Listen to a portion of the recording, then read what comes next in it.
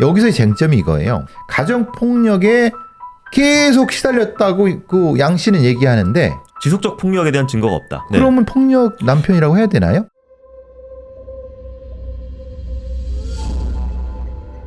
(2011년 3월 6일) 일요일, 이웃 주민들은 그날을 똑똑히 기억하고 있었습니다. 그날 오전, 사랑스럽고 작은 아이들이 살던 반지하방 앞에 119가 도착했고 잠시 후 2개의 들것에 사람들이 실려 나왔습니다. 한 명은 엄마 양 씨였고 다른 들것에는 3살배기 아들 준우가 누워 있었습니다. 영문 모를 광경에 이웃들이 웅성웅성 하는 사이 아빠 유 씨가 눈물 범벅이 된 얼굴로 구급차에 올랐습니다. 11시 15분경에 119 신고가 들어왔습니다. 아이 엄마였는데 아이가 몸이 너무 차갑고 숨을 쉬지 않으니까 빨리 와달라는 내용이었습니다. 당시 구급대원 말로는 현장에 도착했을 때 이미 아이는 호흡과 맥박이 없었다고 합니다. 아이는 이미 동공이 풀려 있었고 몸에 사후강직까지 온 상태였습니다. 구급대원들이 아이를 살피는 사이 울던 엄마는 혼절해 들것에 실려 병원으로 이송됐던 겁니다. 그리고 3살 준우는 병원에 도착해 사망 판정을 받았습니다. 준우에게 무슨 일이 있었던 것일까? 엄마 양 씨가 당일 오전에 작은 방에서 준우를 발견했을 때 아이는 이불 위에 엎드려 있었고 토한 흔적이 있었습니다.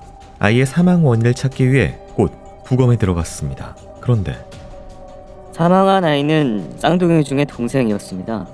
부검을 실시한 결과 소장이 파열됐고 등 쪽에 있는 갈비뼈 3개가 부러진 것으로 확인됐습니다. 준우의 작은 몸에는 처참한 상흔이 가득했습니다. 양 팔꿈치와 양 무릎의 피부에서 누군가 꽉 잡은 듯 손가락 모양의 멍이 여럿 발견됐고 턱 끝 부분에는 표피박탈을 동반한 넓은 멍이 있었습니다. 또 얼굴과 가슴, 배 등을 비롯해 전신에서 다양한 모양과 색상의 멍과 표피박탈이 관찰됐고 왼쪽 팔꿈치와 그 아랫뼈가 골절되어 있었습니다. 사인은 소장 파열로 인한 복강 뇌출혈입니다. 소장이 파열될 정도면 엄청난 고통이 따랐을 것이고 또 아이의 뼈는 단단하지 않고 유연해 오히려 쉽게 부러지지 않습니다. 그런데 오른쪽 등 쪽 갈비뼈 8, 9, 10번이 부러진 것으로 봐서 엄청난 강도의 충격이 있었을 것으로 판단됩니다. 임신 7개월 만에 조기 출산한 준우는 태어날 때 약 900g으로 사망할 당시에도 또래보다 체구가 왜소했습니다. 이 작은 아이를 누가 의도적으로 사망키라도 한 것일까? 경찰은 바로 아빠 유 씨와 엄마 양 씨를 참고인으로 불러 아이를 때린 적이 있는지 물었습니다. 서로 다른 방에서 조사를 받은 부부는 둘 다 폭행을 강력하게 부인했습니다.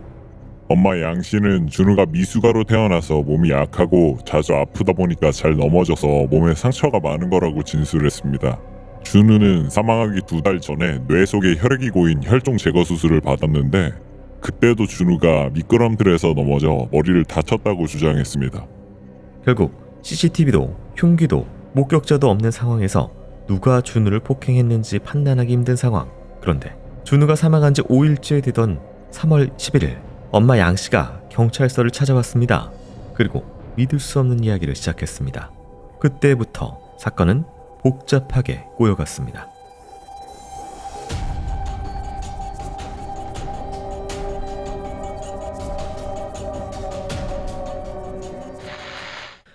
안녕하세요. 이곳은 크라임. 저는 진행가 연출을 맡고 있는 김PD입니다. 날카롭고 정확한 분석으로 대한민국의 정의를 세우고 계시는 배성훈 프로파일러님 모십니다. 네, 안녕하세요. 배성인도 반갑습니다. 네, 선생님 반갑습니다. 네, 오늘 준비한 사건은 2011년 3월 서울 관악구 신림동에서 발생한 사건입니다. 당시 반지하 집에는 부부와 첫째 아들 그리고 둘째 아들 준우 이렇게 4명이서 살고 있었습니다. 네, 준우가 발견됐을 때의 모습이 이불 위에 엎드려 있었고 토 등이 있었고 여러 가지 상황들이 있었는데요. 이런 것들을 통해서는 무엇을 알 수가 있을까요? 이 상태로 아이가 발견됐을 때는 학대를 당했느냐 아니면 사고냐. 근데 이건 사고가 될 수가 없어요. 왜냐하면 사고라고 하면은 어디가 터지거나 피가 나거나 아니면 뭔가 부종이 있거나. 그런데 이 상태라고 하면은 이건 이제 학대. 근데 학대도 일시적이고 순간적이냐 아니면 광범위하고 오래된 것이냐 넓으냐 크게 판단을 내야 되거든요. 제가 보기에는 이거는 2번째 같아요. 넓고 오래됐다가 여기서 터진 그런 가능성이 없죠. 이 지금 상태에서는. 예. 네. 거만이 말로는 역시 가슴과 배 쪽에 시반이 보였다고 하고, 시반 같은 경우에는 이제 생성 시간하고 이제 부분적으로만 생겼기 때문에 대충의 이제 사망 추정 시간을 어떻게 봐야 될까요? 몇 시간 전.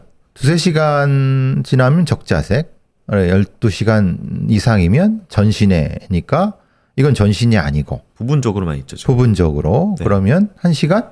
2시간? 그 안쪽인데. 아니 근데 그러면 1시간 동안 뭐 한 거예요? 보통 3살 아기는 주요 관찰 예사이기 때문에 늘 부모가 이제 챙겨 봅니다. 이제 괜찮나, 잘 있나, 움직이나. 근데 아이 엄마가 아이가 몸이 너무 차갑고 숨을 쉬지 않는다고 얘기를 해요. 그러니까 우리가 보통 이런 그 119에 신고하는 걸 굉장히 중요시하게 하는 것은 네. 그 문장의 주체, 그리고 감정선, 그리고 대상에 대한 표현. 저는 이걸 보고 애 엄마인데 자기 아이가 죽었는데 너무 차갑고 숨을 쉬지 않는다라고 할까? 의료인이 아니면은 뭔가 사람이 그 얘기를 하는 거잖아요. 글쎄 부모라고 하면은 이렇게 얘기를 못 할걸요. 근데 또 이제 뇌 속에 혈종 제거 수술을 뭐 해서 혼자 뭐 넘어지고 뭐 이런 얘기를 또 주장을 하거든요. 그 혈중 제거 수술이라는 그거예요. 네. 머리에 충격을 받아서 네. 뇌에 피가 고인 거예요. 네네. 그래서 그걸 피를 빼내는 거예요. 네. 그런 아이가 몇이나 될까요? 많지는 않겠죠? 소장 파열이 뭐 잠깐 넘어져서 되는 상황인가요? 보통 장기라고 하는 것은 네네. 다 보호가 되고 있어서 넘어지선 될 수가 없고 네. 강한 힘으로 인해서 눌리거나 타격으로 인해서 터지는 거지. 그리고 저기 출혈이 나는 거지. 네네. 그러니까 지금 제가 이 말씀을 왜 계속 드리냐면은 제 본심은 눌려서 죽은 건지. 타격으로. 예. 이게 죽은 건지. 사실은 이 사건의 핵심은 그거여야 되는 거예요. 이 사건의. 자, 준우가 사망하고 5일 뒤에 엄마 양 씨가 경찰에 찾아왔는데요. 그녀가 무슨 이야기를 털어놨는지, 어떤 것이었는지 듣고 오도록 하겠습니다.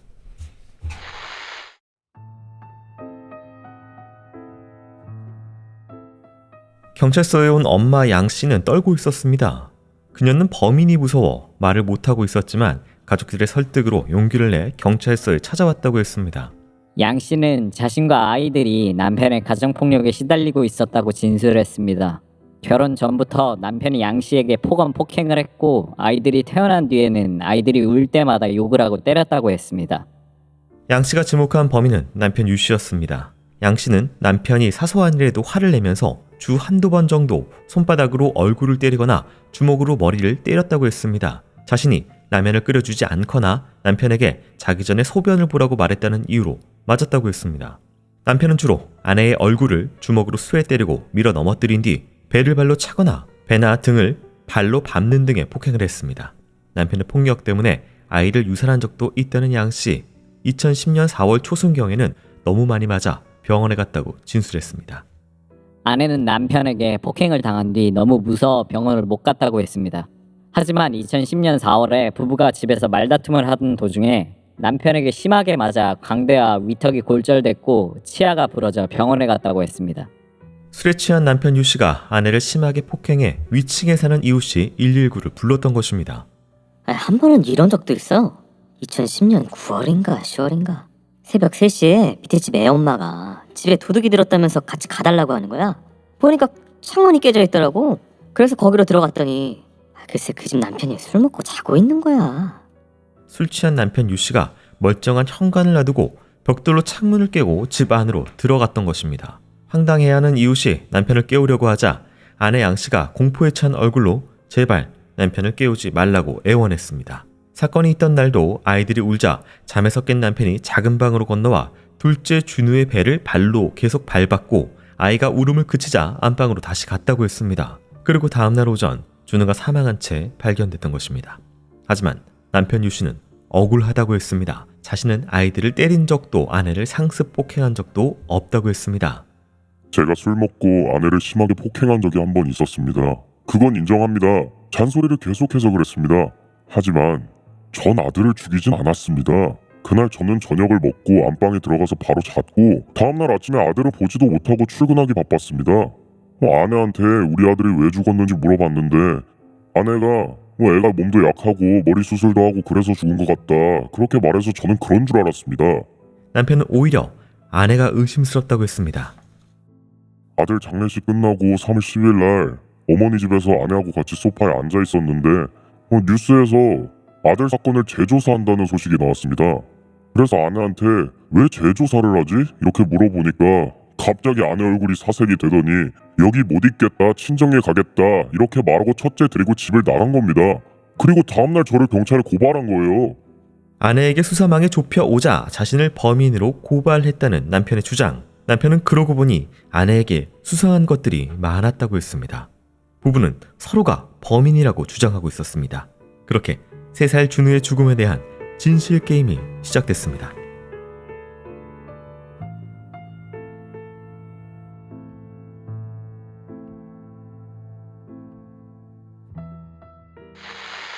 이제 먼저 아내가 경찰에 찾아가서 한 이야기는 남편이 평상시에도 굉장히 폭력적이고 자신에게도 폭력적이고 당일에도 배를 그렇게 발로 차서 그것 때문에 죽은 것 같다 이렇게 진술을 했는데요. 어떻게 보시나요? 근데 여기서 다른 건 뭐 조금 더 봐야 되겠지만 아이를 발로 밟아서 이렇게 됐다는 거잖아요. 네. 근데 그 밟았는데 울음을 그쳤다는 거예요. 그 죽었다는 거잖아요.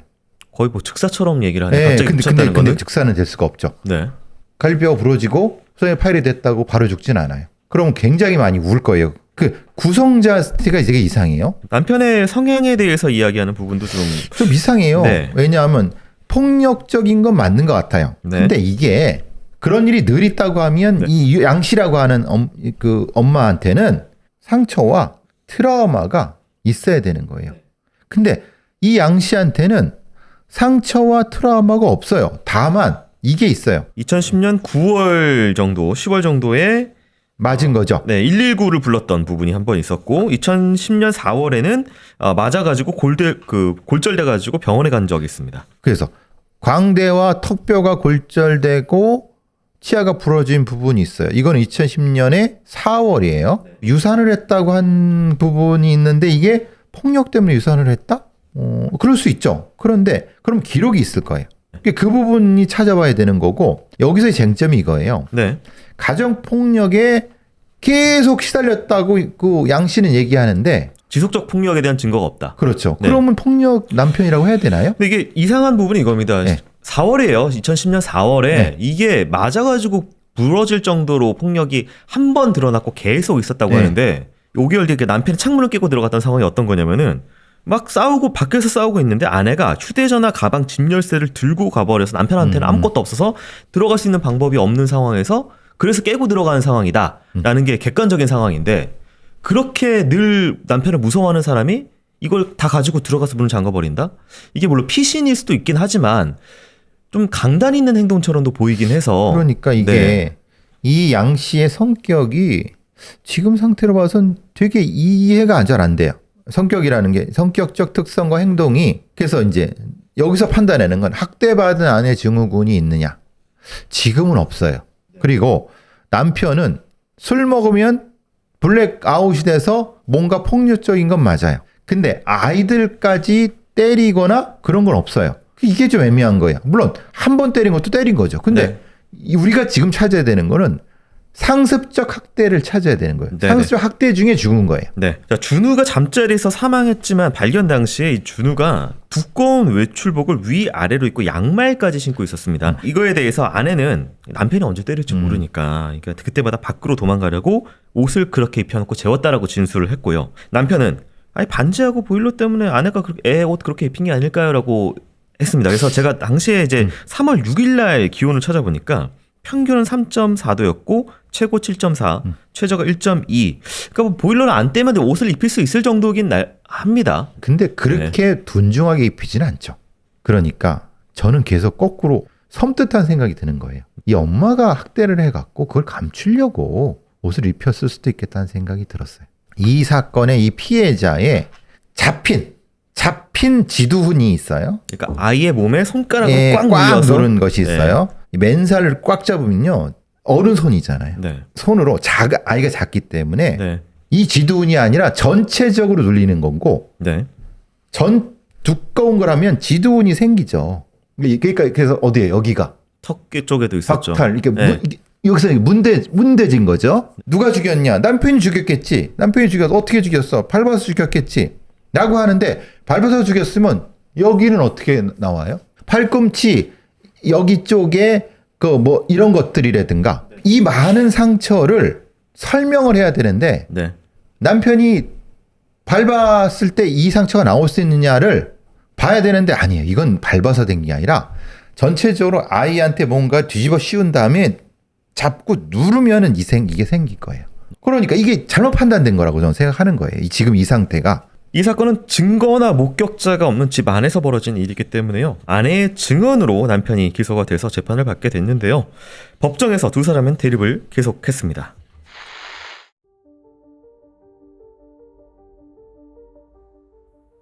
뚜렷한 증거가 없는 사건.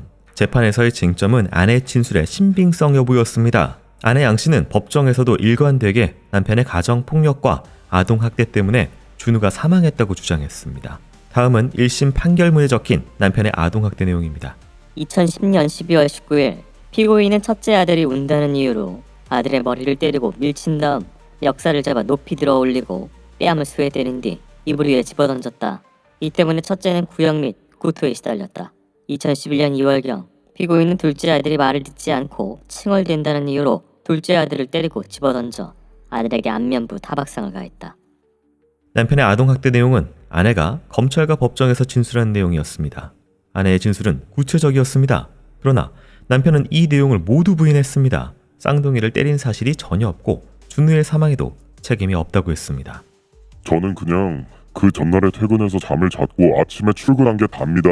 그리고 오전 11시 15분경에 아내한테 안부 전화를 했는데 그때 준우가 숨을 쉬지 않는다는 말을 하길래 놀라서 급하게 집으로 간 겁니다. 아내는 남편의 주장을 반박하며 사건 전날 밤부터 있었던 일에 대해 진술했습니다. 그날 저녁을 먹은 남편이 밤 10시 30분경 안방에서 잠이 들었고 아내 양 씨는 아이들을 데리고 작은 방으로 갔다고 했습니다.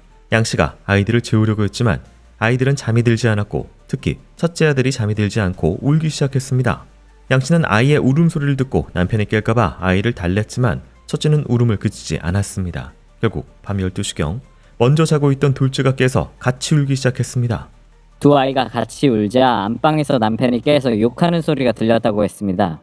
곧 안방 문이 열리고 남편이 거실을 지나 작은 방으로 오면서도 계속 욕하는 소리를 아내가 들었다고 했습니다. 이윽고 작은 방 문이 열렸고 남편이 들어오자마자 아내의 등을 발로 찼다고 했습니다.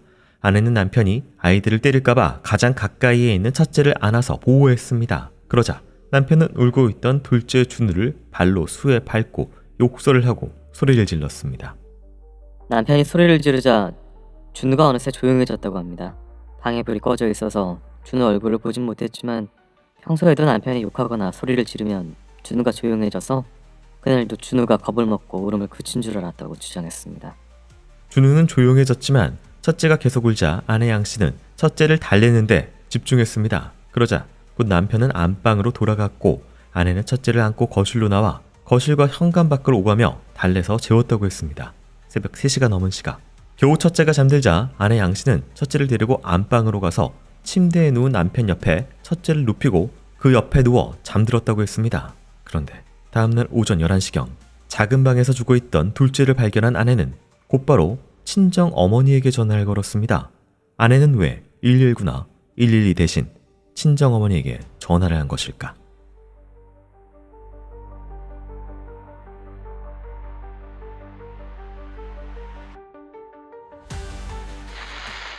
아내가 증언한 내용으로 이제 재판이 진행된 부분도 있지만 굉장히 구체적으로 계속 진술을 했던 부분도 있습니다. 근데 이제 이 아내의 진술 내용은 어떻게 보실까요? 성범죄라든가 물적 증거를 찾기 힘든 부분에서의 진술의 일관성, 진술의 체계적인 거, 이거를 주요한 어떤 증거로 많이 셉니다. 진술이 일관되다고 하는 것은 사실은 진술을 듣는 사람들의 심상태와 연결이 됩니다. 약간 좀 흔들려도 비교적 일관되네라고 합니다. 이 판사들이나 법률가들이. 그래서 이제 심리 분석이라든가 아니면 진술 분석과 맥락 분석이 중요하다고 보는 게, 그러면 그 일관된 진술을 범인이면 못할까?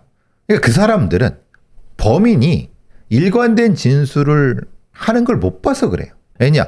그렇지 않은 사람은 그 사람들 앞에서 끌려가서 그런 진술을 할 기회가 없어요. 왜냐하면 그 이전에 이미 수사관이나 검사가 진술을 이미 듣고 정리가 된 거를 판사가 듣기 때문에. 네.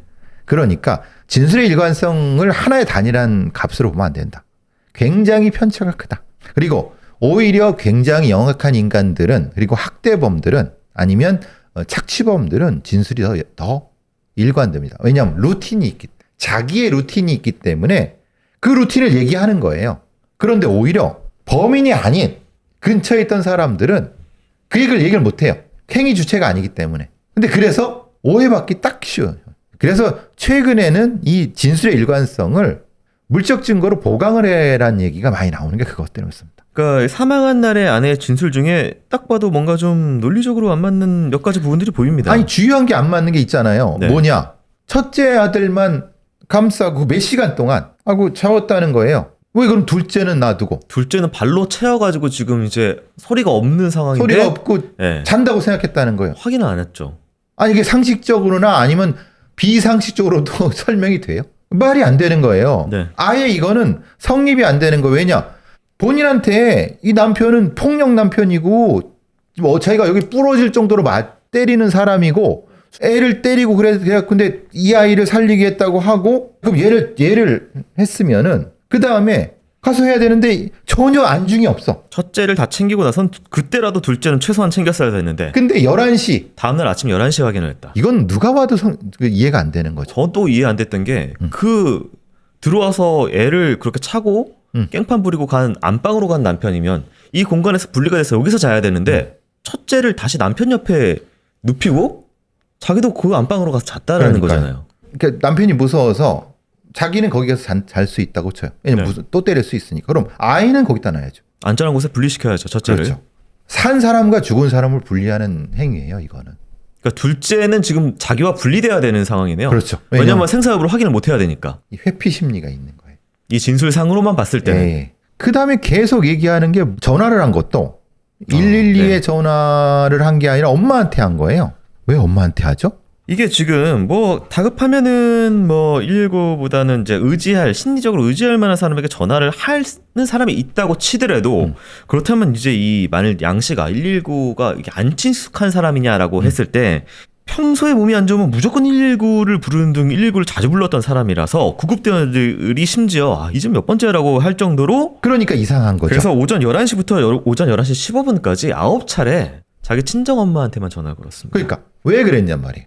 뭔가 네. 계속 이 상황에 대해서 도움을 받으려고 한 거예요. 그럼 뭘 도움을 받으려고 한 거죠? 그러니까 이 사람 말은 거짓말이에요. 이 상황 자체에선. 아내 양 씨의 진술에 의문점이 생기는 와중에 남편 유 씨는 아내가 범인이라는 주장을 이어갔는데요. 그 이야기 듣고 오도록 하겠습니다.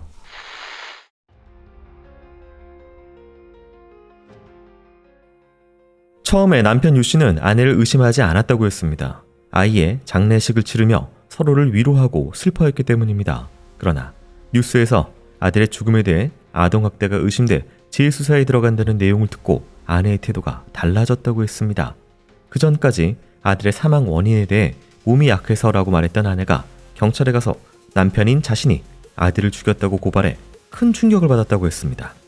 애들을 매일 때리고 자신을 상습적으로 폭행을 한다면서 다 거짓말로 진술서를 쓰고 애 엄마가 나한테 누명을 씌운 겁니다. 이해할 수가 없어서 구치소에 있을 때 천천히 생각을 좀 해봤는데 그랬더니 아내 행동이 이상하던 게 하나하나 생각이 났습니다. 생각해보면 아내는 늘 첫째와 둘째를 차별한 것 같다고 했습니다. 당시에는 별것 아니라고 생각했지만 애들한테 밥을 먹일 때도 첫째는 숟가락으로 꼼꼼하게 먹여주는 반면 둘째는 아이 입보다 큰 김밥을 입에 넣고 씹으라고 했습니다. 준우의 부검을 마치고 장례식장에 왔을 때도 아내는 마지막임에도 시신을 보지 않았고 화장을 한 뒤 유골을 뿌릴 때도 같이 가지 않았습니다. 내가 낳았기 때문에 아이의 혼이 엄마인 나를 따라다닐 수 있다는 이유에서였습니다. 그런데 아내가 애들을 차별하는 것을 본 사람들이 있었습니다. 둘째 준우가 머리 수술 때문에 병원에 입원했을 때 같은 병실에 다른 환자 간병인들이 양 씨가 없을 때 시어머니한테 이런 말을 했다고 합니다. 애 엄마가 아픈 애를 너무 막대한다. 태어나면 시엄마가 애 다시 돌봐줘라라고 했고 병실 환자들은 애가 넘어져도 무시하고 엄마 그냥 지나가더라. 그렇게 간호사에게 말을 전했다고 합니다. 당시 병원 담당 의사는 아동 방치를 의심해 신고를 하기도 했습니다. 의사는 아이들의 차림새가 너무나도 달랐는데 첫째의 옷은 깨끗한 반면 둘째는 허름한 옷을 입고 있었다고 기억했습니다. 또 준우가 입원했을 때 얼굴에 상처가 많았는데 첫째의 얼굴은 상처 없이 깨끗했습니다. 게다가 엄마 양 씨가 아픈 준우를 병실에 혼자 두고 첫째만 안고 병원 안을 돌아다니자 아동 방치를 의심했던 것입니다. 신고를 받은 아동복지센터 직원은 가정 방문을 하자고 몇 번이나 전화했지만 양 씨가 핑계를 대며 거부했다고 했습니다. 결국 몇 번의 시도 끝에 양 씨를 겨우 만난 곳은 양 씨의 거주지가 아니라 시어머니 댁이었습니다. 그런데 양 씨를 만난 직원의 기억은 남편의 주장과는 달랐습니다. 겨우 만나기는 했지만 별다른 이상한 점은 없었어요. 면담 과정에서 엄마분이 아이한테 요플레를 먹이고 있었는데 아이가 엄마를 잘 따랐고 첫째 아이만 엄마한테서 안 떨어지려고 울었던 기억이 있습니다. 아동복지센터 직원은 이후 다시 면담을 하자는 약속을 잡고 집을 나왔습니다. 그런데 일주일 후 준우가 사망했던 것입니다. 3살 아이의 죽음에 부부가 각자 의심스러운 정황이 있는 상황. 그런데 이 모든 의문점들 중에서 가장 이상한 부분이 있습니다. 준우가 사망한 것으로 추정되는 3월 5일 밤부터 3월 6일 새벽 누군가 아이의 소장이 파열되고 갈비뼈가 부러질 정도의 폭행을 했다면 아이의 비명이나 울음소리를 들은 목격자가 있어야 했지만 이웃들 중 누구도 준우가 죽어가는 것을 알지 못했습니다.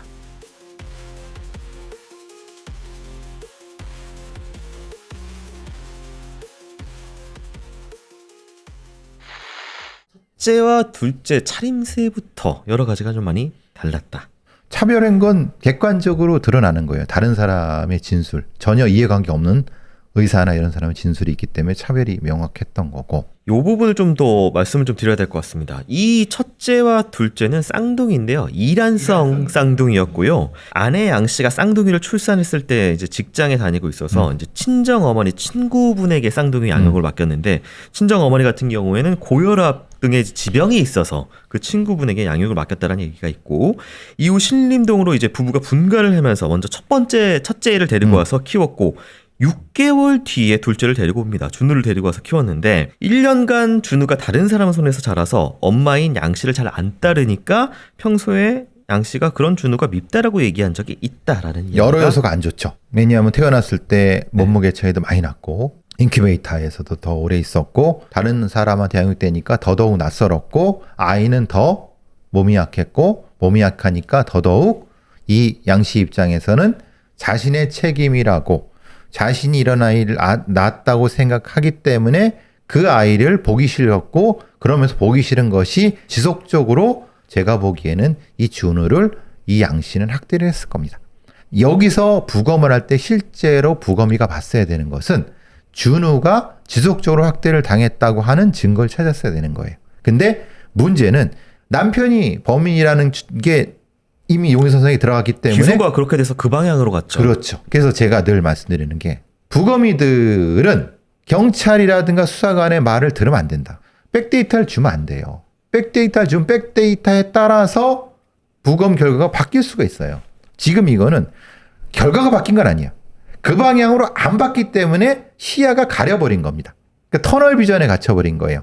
그러니까 실제로는 이 준우는 좀 부드럽게 말해도 차별받는 아이였어요. 이건 명확하죠? 그러면 최소한 애아버지가 때렸다고 하더라도 맞는 걸 보고도 방어를 안 해줬겠죠. 근데 이제 애 아버지가 때려도 둘째만 때린다는 거잖아요. 막 때리는 사람이 무차별하게 집안 식구들을 때리는 사람이 첫째만 안 때리고. 그렇죠. 이상하죠. 결국은 네. 양 씨가 학대범일 가능성이 높다는 거예요. 그래서 양 씨가 어떤 이유 때문인지 몰라도 네. 아이를 학대하다가 죽고 그 과정에서 이런 시반이라든가 아니면 이런 것들 여기 부러진 거 이런 것들이 나오는 이유가 그래서 생긴 것 같다는 생각이 들어요. 여기에는 기본적으로 법의학자들 혹은 당시에 부검했던 사람들의 부실한 부검. 왜? 소장과 이것이 갈비뼈 부러졌는데 그럼 진짜 아픕니다. 갈비뼈가 부러져 보세요. 소장 터져 보세요. 빽하고 아이가 울어야 되는데 당연하죠. 그이 밀집된 주택에서 예. 아무도 그걸 듣지 못했다. 그럼 어떻게 했다는 거예요? 아이 턱 밑에 있는 이 멍과 누르면서 이 안에 둘둘 말아서 이렇게 한 거죠. 그러니까 소리가 안 날 수밖에 없죠. 나도 소리가 퍼질 수가 없는 거죠. 그 상황이 됐을 가능성이 높아요. 그 남편의 이 말도 그럼 굉장히 또 의미심장한데요. 이제 장례식장까지는 뭐 별 그게 없고 그냥 비극적인 사건이니까 아내랑 같이 습하고 있는데 5일 뒤에 경찰이 재수사 결정을 내리니까 갑자기 아내가 가서 내가 범인이라고 얘기해서 갑자기 황당했다. 그렇죠. 이상하잖아요. 장례식 끝나고 갑자기 자기를 범인으로 지목했다. 근데 그 전에 재수사하겠다. 사실 이거는 이렇게 했어도 검사가 보거나 누가 봐도 이건 재수를 해야 돼요. 이렇게 처리를 했으면은 그냥 이게 자연사일 수가 없으니까 네네. 당연히 재수사 대금 자기한테 이게 돌아올 것 같으니까 남편한테 뒤집어 씌웠을 가능성이 높죠. 그런 심적인 동기는 충분하다. 네, 그렇다면 재판 결과 살펴보도록 하겠습니다. 지금 다시 말씀드리지만 기소는 남편이 됐습니다. 예. 남편이 지금 범인으로 남편에 대한 재판이에요. 예. 1심 재판부는 아내 양 씨의 주장이 일부 바뀌는 부분이 있지만 그 때문에 신빙성을 의심할 수가 없고 남편의 상습 폭행이 있었던 것을 인정해서 남편 유 씨에게 상해치사, 상습 상해 아동복지법 위반 혐의로 징역 12년을 선고합니다.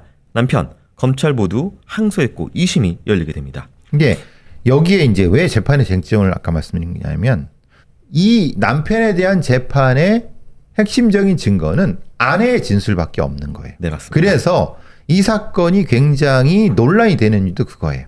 자, 2심 재판부는 아내의 진술에 모순이 있어서 진술의 신빙성이 의심된다고 봤습니다. 또 대검찰청 심리분석관의 심리분석 결과 아내 양 씨가 사건이 일어났던 날에 대해서 이야기할 때 첫 번째, 피고인이 안방에서 욕을 하며 가족들을 폭행하기 위해서 작은 방으로 오는 과정에서 아내의 행동 반응과 정서 반응이 부재하다. 두 번째, 당시 맞은 부위를 모호하게 표현하며 통각에 대한 진술이 없다. 세 번째, 준우가 구타당한 해당 신체 부위 및 폭행 당시에 목격하였다는 장면에 대한 시각 정보가 나타나지 아니한다. 네 번째, 준우를 발견하기까지 준우의 상태를 확인하거나 걱정하는 모습이 없다. 다섯 번째, 피고인의 지속적인 폭행에 구체적인 일화를 확보하고자 하였으나 아내는 자신의 머리를 잡아당겼다고만 하면서 구체적인 행동 묘사를 진술하지 못하였다. 피고인과 부부싸움을 할 때 아내가 피고인에게 대항하고 자신의 의견을 피력하는 등의 모습을 보인 점 등에 비추어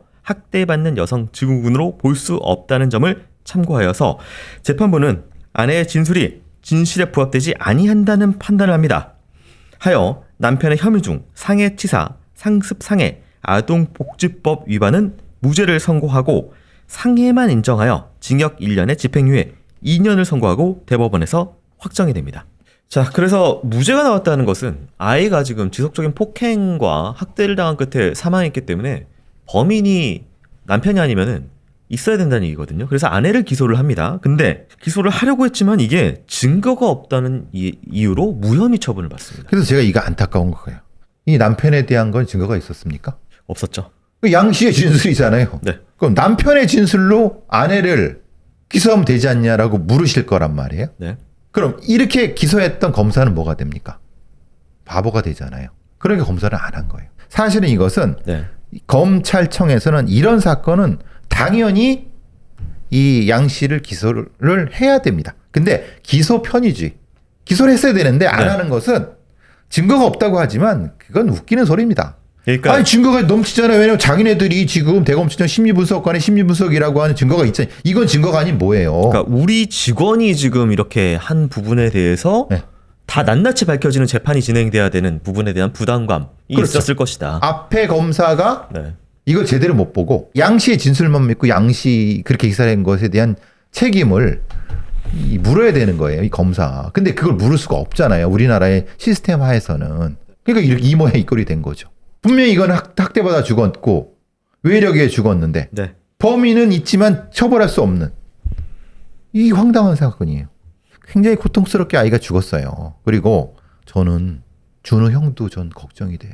준우에 대한 정의도 필요하고 네. 살아있는 아이에 대한 보호도 필요하기 때문에 이게 좀 그래서 말씀드려봤습니다. 계속해서 저희가 좀 주목해봐야 될 사건입니다. 아직 정의가 이루어지지 않았기 때문에요. 영원히 3살 나이로 시간이 멈춰버린 준우의 명복을 빕니다. 교수님 수고 많으셨습니다. 수고하셨습니다.